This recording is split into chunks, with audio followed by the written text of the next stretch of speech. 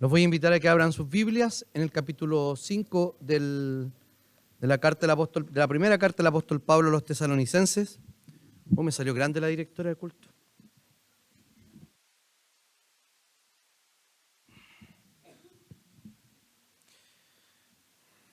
Primera a los tesalonicenses, capítulo 5, versículos 1 al 11. Voy a leer en NBI. Dice así la palabra de Dios. Ahora bien, hermanos, ustedes no necesitan que les escriba acerca de tiempos y fechas, porque ya saben que el día del Señor llegará como ladrón en la noche. Cuando estén diciendo paz y seguridad, vendrá de improviso sobre ellos la destrucción, como le llegan la mujer encinta los dolores de parto. De ninguna manera podrán escapar. Ustedes, en cambio, hermanos, no están en la oscuridad para que ese día los sorprenda como un ladrón. Todos ustedes son hijos de la luz y del día. No somos de la noche ni de la oscuridad. No debemos, pues, dormirnos como los que... No debemos dormir... Perdón. ¿En cuál voy? Me perdí. Gracias. No debemos, pues, dormirnos como los demás, sino mantenernos alerta y en nuestro sano juicio. Los que duermen, de noche duermen.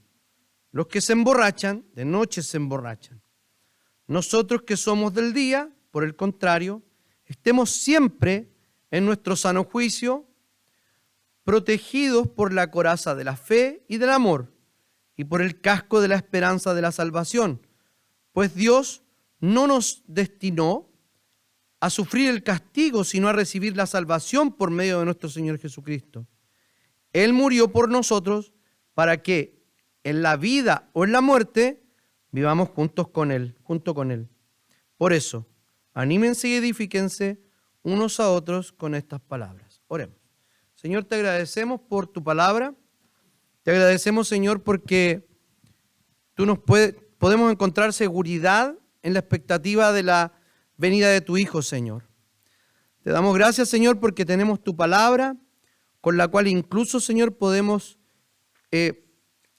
interpretar los hechos históricos, entender incluso lo que está pasando hoy. Te damos gracias, Señor, y te bendecimos por eso. Oramos en el nombre de Jesús. Amén. El día de ayer, el grupo terrorista Hamas, Liberación del Pueblo Palestino, invade Israel. Manda misiles con una tecnología impresionante porque no tenemos, yo no sé cómo, los especialistas ya van a hablar, pero el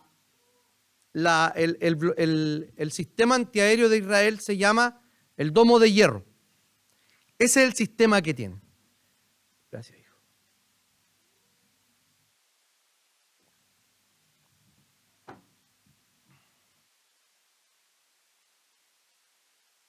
Secuestraron extranjeros, los mataron, etc. Y uno puede ver en las redes sociales que hay gente que dice: yo estoy con Israel, yo estoy con Palestina.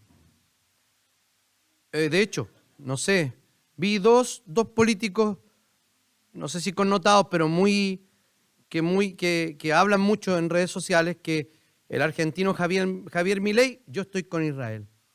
El alcalde Jadwe: yo estoy con Palestina. Bueno, ellos son palestinos. Los Jadwe son palestinos. Entonces, hay una reclamación política. Mi idea es que los palestinos y los judíos vivieron bien hasta que a Estados Unidos se le ocurrió reorganizar el Estado de Israel en el año 48. Vivían todos en paz. Luego pusieron divisiones, etc. Los israelitas han sido muy malas personas, muy malas personas. De hecho, hay casos documentados que ellos hacían puntería con niños palestinos, soldados. Entonces uno trata con nuestra mentalidad chilena, ¿qué intentamos hacer? Digan la verdad. Con nuestra mentalidad chilena, de colocolino, chuncho, ¿cierto? De comunista o de facho. ¿De qué más? Entonces, ¿qué intentamos hacer nosotros ahora? Rayos, ¿por quién voy a ir ahora? No, yo por Israel. O en realidad son muy abusivos.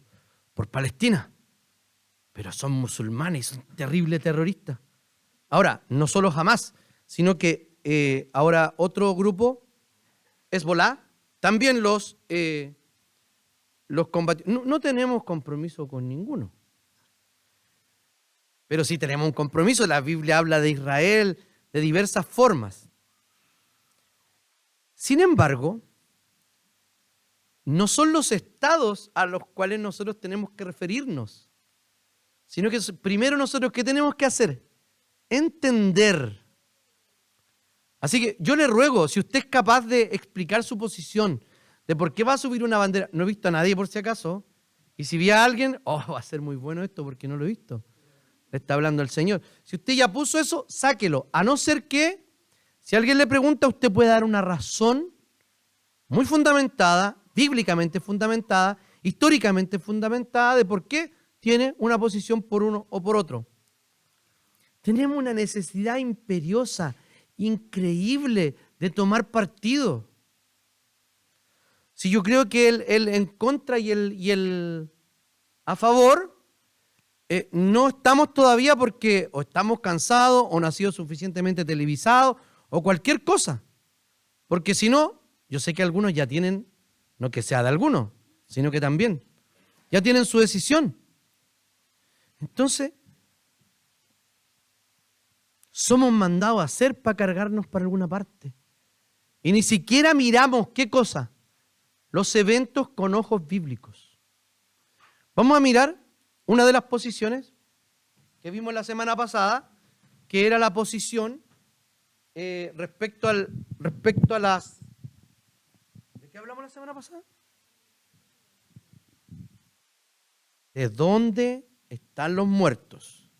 ¿Y qué va a pasar con los muertos? Y habla de la resurrección, ¿se acuerdan? Y eso vimos. ¿Dónde? Entonces aquí está algo que se llama premilenarismo dispensacionalista, que es lo que cree la mayoría de los evangélicos. Algunos no ven, ¿cierto? ¿Ahí sí? Ya. Lo que sucede es lo siguiente. Es que ellos dividen la historia en el Israel nacional, una especie de paréntesis en la iglesia de Cristo, y luego viene Cristo, pero no viene porque es su segunda venida. Viene, la iglesia se sube al aire y ahí va las bodas del Cordero. 7 años en el cielo, un carrete de 7 años, luego vuelve a la escena el Israel nacional. Por eso que la gente está tan pendiente de Israel. Y cada cosa que pasa en Israel, ¿qué dice? El Señor va a venir. No, pero no hoy día en todo caso. Tendría que venir 7 años y medio más según esta posición. 7 años y medio. Perdón, 7 años. Porque son 7 años. Y la gran tribulación, algunos lo dividen en gran tribulación y dicen 3 años y medio. No, 7 años es un tiempo perfecto. 7 siempre un tiempo perfecto. El 10 y sus múltiplos son números ilimitados. Y los medios son números incompletos. El 666, ¿por qué se llama así el nombre de la bestia? Aunque coincide con Nerón, por ejemplo, con el nombre de Nerón. ¿Por qué es 666 la marca de la bestia? Porque es un número incompleto. No alcanza a llegar al 7. ¿Por qué 12? No hay ninguna casualidad que sean 12 apóstoles, 12 discípulos, 12 pilares o 12 cimientos, no me acuerdo, en Apocalipsis, etc. Hay números que son de determinada forma en la Biblia y que representan algo. Entonces la gente dice, un tiempo, medio tiempo, un tiempo, 2 tiempos, medio tiempo, 3 años y medio. Entonces tiene que durar 3 años y medio. Ahí se muere la expectativa de la venida del Señor, porque ellos ponen expectativa o ¿cómo se llama esto? La inminencia de la venida aquí, en un rapto secreto, dejados atrás, ¿se acuerdan? Eso ya lo expliqué la semana pasada. Luego de eso, cuando la iglesia está en el cielo, viene una gran tribulación, que es para Israel. Y luego viene la segunda venida de Cristo, que sería la venida en gloria, y ahí no empieza el estado eterno. Comienzan 1000 años más. Ya les dije que era una anomalía teológica porque habían personas que con cuerpo glorificado, otras no. Ha llegado a tanta locura, perdón, Señor, ha llegado a tanta, ¿cómo se llama esto? Locura. No se me ocurre otra palabra. Que hay algunos teólogos que han dicho que mientras pasa el milenio la iglesia va a estar, porque no hayan dónde meter a la iglesia. La iglesia va a estar en la luna. No estoy mintiendo. En la luna, ya. Bueno, estas son lecturas que yo he tenido, a lo mejor ya nadie lo cree. Estas lecturas que yo, de escatología, yo las tengo aproximadamente desde los 17 años. Entonces, y tengo 48. Entonces, he leído una cantidad de locuras impresionantes. Entonces, ya, tenemos eso aquí, ¿cierto? Cambiamos. La postmilenarista, sí. No les voy a mostrar nombre ni nada, pero hay otra posición que cree lo siguiente. La primera venida de Cristo también hace una diferencia clara entre Israel y la iglesia. La iglesia y el milenio, como nosotros creemos, comienza con la primera venida de Cristo. Y luego, regreso y la nueva creación. Y usted dirá, ¿esto por qué es distinto a lo nuestro? Por la siguiente razón. Ellos creen también que Israel tiene una participación especial en los últimos tiempos, el Israel nacional. Pero aquí, en alguna parte, no lo saben explicar, viene una edad de oro del Evangelio. Sube. Y aquí vamos a ser todos canutos, prácticamente. Todos. El mundo, prácticamente el mundo completo. Y el Evangelio será predicado a todas las naciones. Esta es muy interesante, no es una locura. Esta es muy interesante esta visión. Entonces, si tú te devuelves, Ariel, para ellos, el día del Señor, que es lo que leímos hoy día, son 7 años. ¿Ya? ¿Y la de hoy? Para ellos, el día del Señor está por aquí, pero es un periodo de tiempo. Un periodo de tiempo de juicio. O sea, para los dos es un periodo. Y el amilenarismo, esto es mucho más simple.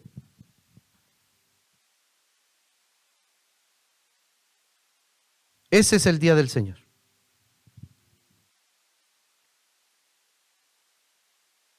Hay una cosa que se llama la de Occam, ¿cómo se llama? ¿Alguien sabe eso? No, navaja, es que siempre digo guillotina.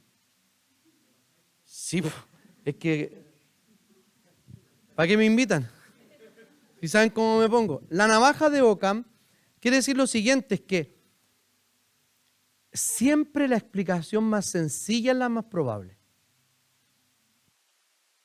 Cuando ustedes estén explicando mucho algo, es porque está mintiendo. Cierre paréntesis. Entonces, ahí está el día del Señor. Dicen, no es que no pueden pasar tantas cosas en el día del Señor, que viene, que no sé qué, que hay juicio, que... El tiempo para el Señor no existe. Y de hecho, para ese momento, viene el día eterno. No hay más. Y va a destruir a su enemigo, y va a echar al diablo, todo. Juicio final, todo. El día del Señor es cuando el Señor viene y nadie puede escapar. Entonces, hay dos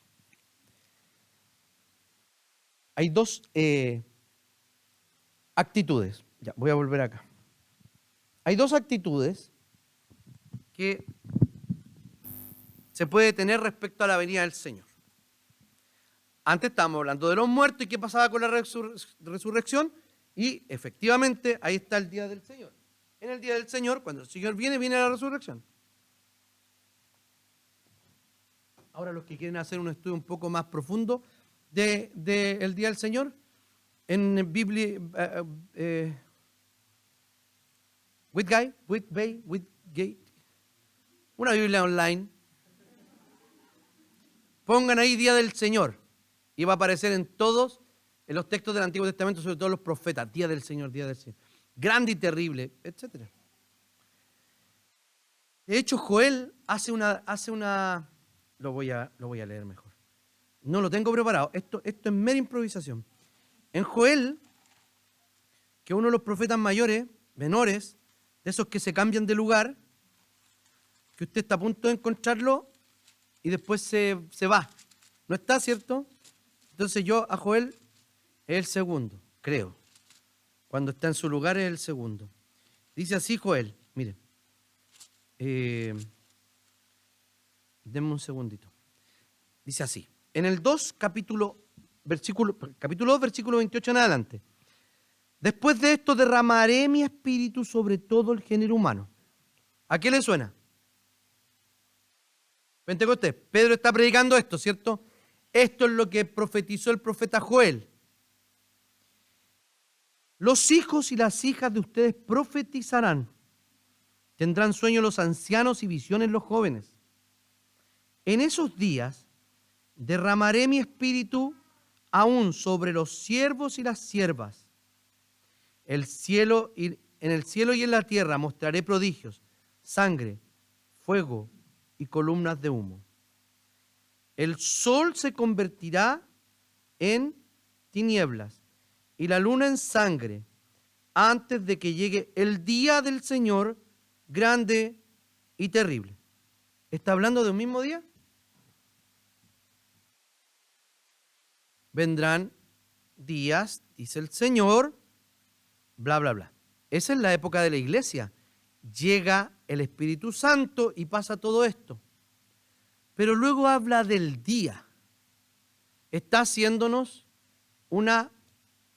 en perspectiva profética, Joel y Pedro luego nos interpreta que hay entre los días finales, que son inaugurados cuando Cristo viene y el Espíritu Santo viene a la iglesia, está separado por un periodo del último día.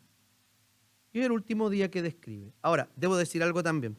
En la posición que vimos al final, que es es la postmilenarista, cuando dije que ellos creían que era un día, la gran diferencia es que hay un grupo que cree que todo esto se cumplió, los más extremos, incluso la venida del Señor, que no hay que esperarla, se llaman preteristas y creen que todo sucedió en el año 70, cuando el general Vespasiano y luego su hijo Tito, cuando Vespasiano vuelve a disputar el trono de Roma, su hijo Tito, invaden Israel, los sitian y destruyen el templo. Ellos creen que allí sucede, que esa es la venida del Señor. Como dije, los más extremos creen que ni siquiera hay que esperar la venida del Señor, porque creen algo así como: Él vino a mi corazón, Él vino a mi corazón. ¿Tú sabes lo que creen? Que cuando el Señor vino a tu corazón, la venida ya fue, ya pasó la resurrección. Puedo encontrar la palabra que quiero decir: excentricidades. Esa es la palabra. O sea, un sinónimo de locura. No, los hermanos, ninguno de ellos, por ejemplo, cree, ellos sí, los de allá sí, los que acabo de nombrar, los más extremos, pero la mayoría cree que la Biblia es la palabra de Dios y hacer lo mejor por interpretarla. Y nosotros hemos creído que esa es la mejor posición. Ahora, desde el punto de vista confesional, este es un paréntesis, la confesión nos dice varias cosas, pero no nos dice qué debemos creer, qué posición. Habla de la segunda venida, del juicio final, del estado eterno, pero nos dice: oye, somos amilenaristas. No. Y si alguien quiere participar, si alguien quiere profundizar en esto, avísenme, pero avísenme de verdad, porque estoy pensando en que retomemos esa actividad del Summer Theology, ¿se acuerdan? Y pudiéramos ver escatología en ese mes. 4 o 5 sesiones de escatología. Al aire libre. Cuando tengamos allá. Contacto con la naturaleza garantizado. Ya, entonces, deje ordenar mi mente un segundo. Ya. Entonces, la primera actitud es la de aquellos que están en oscuridad. O sea, está diciendo Pablo a los tesalonicenses, primero, que ellos no tienen claridad, ¿cierto? No voy a seguir exactamente el texto, sino a referirme primero a los que están en oscuridad y luego me voy a referir más ampliamente a los que viven en la luz. Primero, ellos andan buscando fechas. Dice que los cristianos no necesitan eso. Ellos andan buscando. Hoy día en internet usted va a ver en las redes sociales miles de profetas, millones, por lo que está pasando. Y no sabemos. El Señor dice que habrá rumores de guerra antes que venga el Señor. ¿Cuándo? En los últimos días, antes que venga el Señor. ¿Cuándo nos vamos a dar cuenta que es el día del Señor? Cuando llegue. Y esta será la señal, dice Jesús, capítulo 24 de Mateo. Y esta será la señal, que el Señor vendrá en las nubes. Hay varias señales, las llamadas concomitantes, que son la predicación del Evangelio, la aparición del anticristo, la gran apostasía, etc. De hecho, fue una de las preguntas que le hice a un candidato que está en licenciatura el sábado antepasado. Me la sabía yo de mi respuesta en todo caso, por eso la hice. Entonces, luego viene el Señor, arrebatamiento, tribunal de Cristo o juicio del gran trono blanco, etc. Mientras tanto, la tierra está siendo purificada. Luego la nueva Jerusalén, que somos nosotros, descendemos a vivir en esta tierra renovada por la eternidad con el Señor. ¿Para qué? Para desarrollar una cultura santa. Y vamos a recuperar todas las potencialidades que tenía el jardín del Edén y Adán y Eva. Es inimaginable. Alguien me dice, ¿y vamos a tener hijos? Yo digo, no sé. No sé. Hay un solo texto que nos habla de eso, ¿cierto? De hecho, hay un teólogo brasileño que está viejito, los viejitos se dan licencia, ustedes saben, que creen que vamos a tener hijos en el estado eterno. Ya no sé ni cómo se llama el abuelito. ¿Cómo se llama? Alguien me puede ayudar por ahí. Ya, sigo. Eber Carlos de Campos. Eber. Entonces, cuando pensamos en esto, decimos, pero ya, ¿van a haber música? O sea, yo no sé, pero me encantaría que hubiese música. Imagínense, no sé, que todos puedan tener una voz hermosa. Hijo.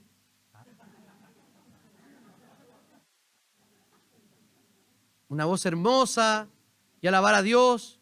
Y no solo alabar a Dios de manera permanente como estar en un culto, sino que la vida completa se va a desarrollar de manera perfecta como en el plan original. Solo algunas cápsulas de eso. Entonces,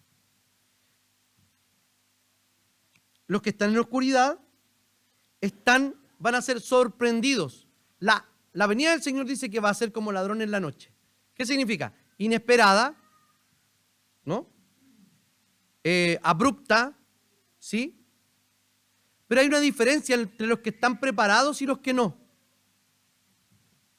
Durante la pandemia, ustedes saben que yo me armé una bici. Digamos la verdad, una terrible bici. Y la iban a ir a ver el domingo. Y dije, no, ¿cómo voy a vender en domingo? No, otro día. El lunes siguiente, entre las 8:05 y 8:45, un tipo más inteligente que yo, claramente, tomó el portón, lo abrió, lo sacó y sacó la bici. Era la primera que estaba ahí. La más cara, la más rica, la más... Y se la llevó. ¿Por qué? Porque a nosotros nunca se nos ocurrió que podían sacar el portón. ¿Saben quiénes revisaron ese portón? El Cristian Estrada. Yo no sé, lo viste. Nunca me dijo nada. ¿Saben quién más lo vio? El Daniel Lenis. Nada. Aunque Daniel Lenis fue al otro día a ponerle una protección. Está bien. ¿Quién más lo vio? Mi papá lo vio también. Yo no tengo idea. Lo vio el hermano Víctor.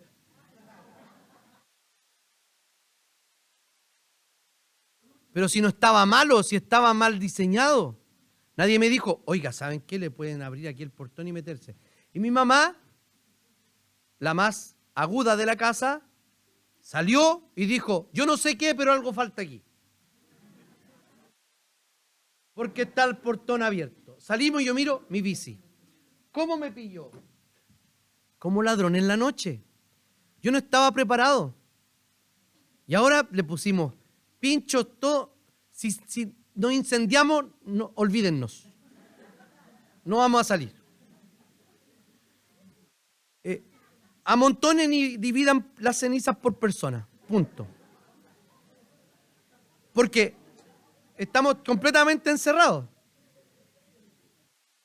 Nos sorprendió, pero a los que viven en la luz no los sorprende. Luego dice que van a estar confiados, una falsa seguridad. Cuando ellos digan paz y seguridad, vendrá sobre ellos destrucción repentina. O sea, va a ser en un momento cuando el Señor venga, cuando haya paz, cuando haya seguridad, cuando hasta los creyentes vamos a creer, oh, ahora sí que sí. Los postmilenaristas van a creer que inicia la edad de oro. Pero no. Es probable que en ese minuto comience a gobernar el anticristo. El anticristo tiene que pacificar el mundo. Si no, no puede, ¿cómo van a estar diciendo paz y seguridad? Si nosotros ya sabemos que no hay. Porque los estados, Naciones Unidas, quien sea, nos dice algo y ¿qué decimos nosotros? No, es mentira. ¿A quién le sorprendió? La verdad, cuando dijeron que la NASA tenía restos de humanos. ¿Quién creyó? Humanoide, lo que sea. Marcianeque, no importa. Lo que pasa, hermanos, es que nosotros ya no creemos nada, pues obvio. O sea, a mí me muestran una invasión y no, me tiene que pegar un rayo. Si no, no voy a creer. Porque hoy día hay inteligencia artificial, incluso hologramas, que nadie va a creer nada. Entonces, cuando digan paz y seguridad, va a ser una verdadera paz y seguridad. Pero, ¿aparente en qué sentido? Está sostenida sobre hombres. Y cuando el Señor, en ese minuto, en el mejor momento que tengan, la iglesia probablemente muy perseguida, vendrá sobre ellos destrucción repentina. Y lo puede ver en varias partes del Apocalipsis cuando describe o profetiza por lo menos unas 5 veces la venida de Cristo, siempre habla de ese tipo de situaciones de juicio. Entonces, destrucción repentina. Y dice el 8, y no podrán escapar. La gente respecto hoy día a la justicia, ¿qué dice? A ver, si uno tiene el abogado correcto, entre comillas, para los que están viendo en el extranjero, esto es entre comillas en Chile, no va a ir a la cárcel. ¿Y cuántos casos hemos visto nosotros en fraudes, en asesinatos, en qué más? Robos, que la gente no va a la cárcel. O sea, por ejemplo, en Chile los delitos económicos no van a la cárcel. Antes, por ejemplo, teníamos la capuchino, que era un café, es una cárcel, para los cuellos y corbata. Ahora no tenemos. No hay cárcel para esa gente. Orpiz fue el último, no sé, parece que el único, que ha hecho cárcel por ese tipo de situaciones. El exdiputado Orpiz, no sé si llegó a ser senador. Pero no hay. Lo que le hicieron al caso Cascada, lo multaron con el 4% de sus utilidades. O sea, ¿hay justicia? No, no hay. La verdad es que no hay. Uno tiene recursos, hay vacíos legales, todo, y alguien puede zafar la justicia. Y hay algunas cuestiones que son penadas como delitos menores. Pero cuando venga el Señor, le dará a cada uno lo que le corresponde. Eso es justicia. A cada uno lo que le corresponde. Y como Asaf, a veces vemos, ¿cómo es posible que esta gente que no es cristiana, que habla con altanería delante del Señor, que abusa, etcétera? Esta cuestión no vale. Es trampa, Señor. Luego Asaf dice, me porté como un animal hasta que entré en tu templo. Y ahí se arrepintió. Y tuvo la perspectiva correcta de que el único que trae juicio es el Señor. Y algo más, que ninguna riqueza es mayor, sino tener a Dios en el cielo. Él dice, si te tengo a ti en el cielo, ya nada más quiero en la tierra. ¿Quién tiene, de verdad, quién tiene como primera opción, y no el Señor que está en el cielo, sus planes, objetivos y deseos? Esos deberían estar en segundo lugar. Y digamos la verdad, varias veces al día, varios días a la semana, ¿dónde están nuestros proyectos? Antes del gozo que nos trae y la plenitud que nos trae, que el Señor está en el cielo. Y esta esperanza aumenta en el Nuevo Testamento, porque no solo está en el cielo, sino que el Señor vendrá por segunda vez. Y ahí es donde vamos a ver los que viven en luz. No necesitan informaciones, porque no importan las informaciones. El último evento, el más próximo evento escatológico, que va a desencadenar la nueva era, el día eterno, es la venida de Jesucristo. Entonces, ¿qué estamos esperando? Estamos esperando la venida de Jesús, nada más. Y todas las señales vendrán, darán anuncios, ¿cierto? El Señor vendrá, nos vamos a decir, dijo el ángel, y todos los profetas, pero habrá señales, ¿o no? Exactamente igual. La Cami cachó, bien Cami. Habrá señales. Y el Señor da señales, como las que ya he repetido. Pero la segura señal será cuando el Señor venga. Entonces, ellos saben cómo vendrá el Señor. Los demás no tienen idea. Nosotros sabemos que va a venir de manera repentina, con anuncios, con señales, obvio, pero nos va a sorprender en el sentido de cuando el Señor venga. Pero no nos va a sorprender en términos espirituales, en términos morales, porque estamos a cuenta con el Señor. Como ladrón en la noche. ¿Por qué? Porque vivimos de día. Y esa es la diferencia que hace. Todo lo malo se hace de noche. Todo lo bueno se hace de día. Esto tiene una explicación. Porque uno dice, ¿por qué si la noche, ya hoy día en Chile se puso más peligrosa la noche? Pero antes no era tan peligroso. De hecho, podemos salir de noche. De hecho, hay ciudades que no se apagan. Las Vegas, Nueva York, Puente Alto. No se apagan. Entonces, cuando vemos esto, no entendemos mucho, pero ¿saben qué? La oscuridad en el Antiguo y en el Nuevo Testamento, en el siglo I, era lugar de ladrones. El temor nocturno. Va a salir algo malo. Y el que no va a entrar, dice, será echado a las afueras, a la oscuridad, donde será él, ¿qué dice? Sonar y, ¿cómo dice? Estoy haciendo una pregunta honesta porque no me acuerdo. ¿Cómo dice? Llorar y crujir de dientes. Y uno piensa que es como, no, unos lloran y los otros están tremendamente enrabiados, manifestando todavía rabia, enojo, contra el Señor que nunca sirvieron, con aquel que siempre se opusieron durante su vida. Entonces, son descritos como hijos de luz. No hay destrucción para nosotros. El Señor vendrá, no tiene por qué tener miedo. No tenga miedo.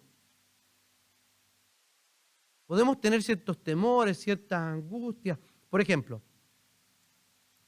los que han viajado a un país mucho mejor que Chile, no sé, Perú. Un país mucho mejor que Chile. Suiza. ¿Quién ha ido a Suiza? ¿El Seba de la Camila? ¿Han ido a Suiza? ¿No han ido? Los cabros pocos viajados. No tienen mundo. Bueno, como yo he ido a Suiza, es otro mundo. Viajar siempre, voy a hablar de mí, viajar siempre denota un estrés. No saber, tener un poco de miedo, un poco de desconfianza, que me van a robar, que no sé qué, que me van a sacar los órganos, algo. Cosas pocas. Cuando llegamos nos damos cuenta de que, wow, esto es el 2100 y tanto.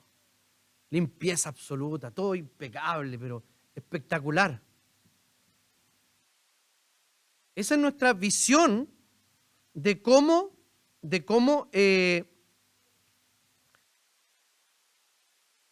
me perdí con mi ejemplo.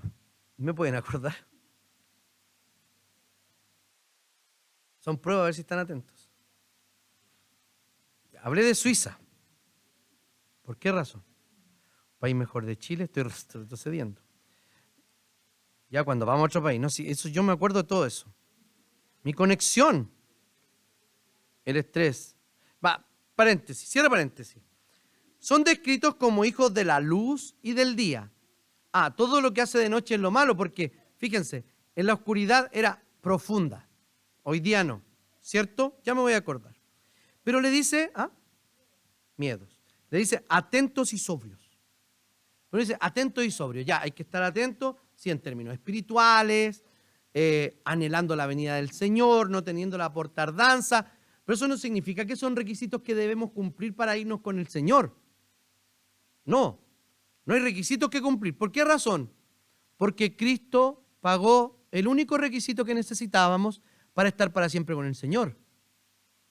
Esto no significa que usted pueda hacer lo que quiera, porque todo cristiano, de alguna u otra forma, desea que el Señor venga, ¿o no? No estén diciendo, Señor, quiero tener hijos primero. No, Señor, quiero casarme. No, Señor. No, ya córtela si el Señor viene cuando viene. Entonces, atentos y sobrios. ¿Por qué les dice eso? Porque luego, en el versículo 5 dice que todos ustedes son hijos de luz, no somos de la noche ni de la oscuridad. No debemos pues dormirnos como los demás, sino mantenernos alerta y en nuestro sano juicio.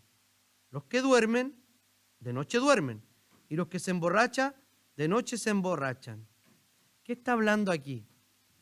La borrachera es una manifestación de la ausencia de dominio propio.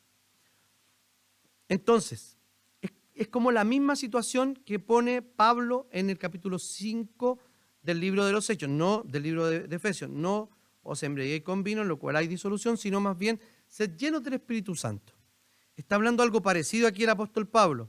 Está diciendo lo siguiente, que nuestro estado espiritual siempre tiene que estar consciente y ninguna cosa debe alterar nuestra sobriedad.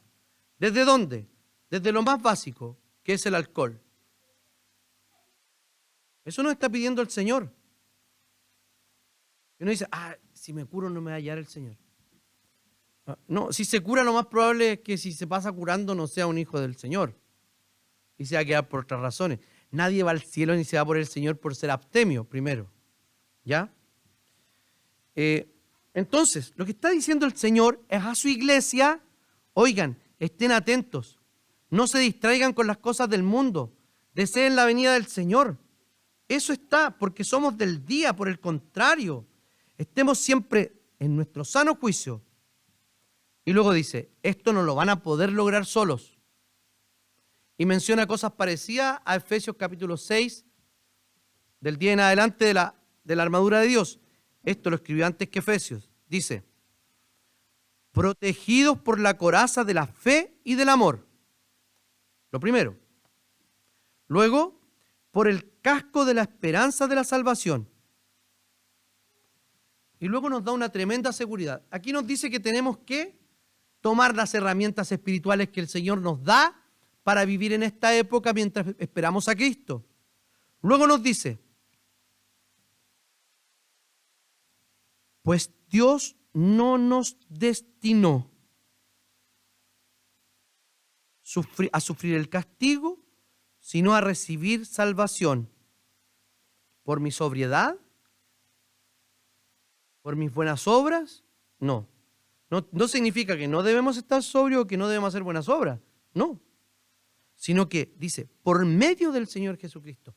Esa es la clave, lo principal, que nosotros fuimos destinados a la salvación y a vivir para siempre con el Señor, y que el día del Señor no nos espere, no nos pille de manera imprevista. Es porque el Señor nos destinó para aquello. Entonces, si el Señor a usted lo destinó por medio de Jesucristo, le da la coraza de la fe y del amor, el yelmo de la salvación. Hay explicaciones, por ejemplo, creo que William Barclay hace esta explicación, que el yelmo es porque Satanás va a siempre golpearnos en nuestra seguridad de la salvación. Pero yo creo que nos va a golpear en dos áreas respecto a la salvación. Un golpe en la cabeza sería mortal. ¿Qué es lo que hace el diablo? Trastoca la salvación de dos formas. Diciéndonos, qué bueno eres. Mira, si Cristo no hubiese venido, te hubieses podido salvar solo.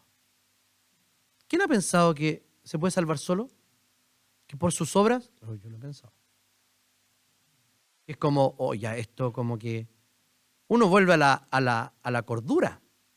Cordura. Uno vuelve a la cordura, pero esto no es un rebote después de una dieta. No, cordura. Uno vuelve y dice, no, por el Señor. Pero estamos permanentemente siendo tentados a poner en nosotros la fe. En nuestros recursos, en lo que hacemos, en todo. Como que eso nos va a poner de una manera especial delante del Señor. Y lo otro, es decir, del otro lado, es que siempre nos inseguriza de nuestra salvación. En ambos casos, queridos, estamos pasando por alto y no teniendo la perspectiva correcta de la muerte de Jesús, de los méritos de Jesús. ¿Por qué terminamos así las oraciones? Porque hay un solo mediador, en el nombre de Cristo Jesús, por medio de Jesús. No nos acercamos al Padre de otra manera. Entonces, dice estar atentos y sobrios. Luego, la sobriedad y todo esto, como dije, con la coraza de fe y el amor, el casco de la esperanza de la salvación, y esta sobriedad parece que reflejará un estado permanente del cristiano. No seremos castigados. Entonces, si nosotros, la iglesia, yo creo que la Biblia nos enseña que la iglesia va a pasar por la gran tribulación, que va a ser perseguida de manera atroz por el anticristo, según el propio capítulo 12 de Apocalipsis, que ahí es muy claro. Y también en el texto anterior de Apocalipsis, capítulo 11, los dos testigos. La iglesia va a ser perseguida, pero eso no es un castigo. No es un castigo. De hecho, el Señor se va a glorificar en eso y va a dar por terminado el juicio con ellos de por qué trataron así a su iglesia. Pero no sabemos si van a ser 3 años y medio, 7 años, no tenemos idea. De hecho, que sea un tiempo, 2 tiempos, medio tiempo, o la cantidad de días que dice capítulo 11 de Apocalipsis, no son días literales. De hecho, Apocalipsis simbólico. Es que va a ser un corto tiempo, por el corto tiempo que va a ser soltado Satanás según Apocalipsis 20. Y será soltado por un breve tiempo. Ese breve tiempo es 1 mes, 2 meses, no sabemos. Pero tenemos la esperanza de que no seremos castigados. ¿Por qué razón? Porque hemos recibido la salvación por medio de Cristo Jesús. Dice, Él murió, el 10, Él murió por nosotros, para que en la vida o en la muerte vivamos junto a Él. Aquí se está refiriendo a la unión con Cristo. A ver, usted se muera, como dice Romano, sea que muramos o que vivamos del Señor, somos. Es porque hemos sido unidos a Cristo. Esa unión jamás se va a cortar. Es un lazo familiar demasiado fuerte, porque usted puede cortar relación incluso con familiares consanguíneos, ¿cierto? Pero ese lazo familiar es imposible cortarlo. Moriríamos espiritualmente si Cristo nos soltara. En lo teórico, teóricamente, si el Señor ya no estuviéramos más unidos a Cristo, moriríamos como ese pámpano que no puede vivir si no está unido a la vid. Jesús lo dijo: sin mí nada pueden hacer. Entonces no seremos castigados. ¿Por qué? Porque estamos eternamente unidos a Cristo. Y aquí hace dos pausas en el versículo, en el último versículo del 4, que dice: por tanto, anímense unos a otros con estas palabras sobre la resurrección, sobre los muertos, etc. Y fíjese lo que dice el 5:11. Por eso, anímense y edifíquense unos a otros tal como lo vienen haciendo. O sea, la venida del Señor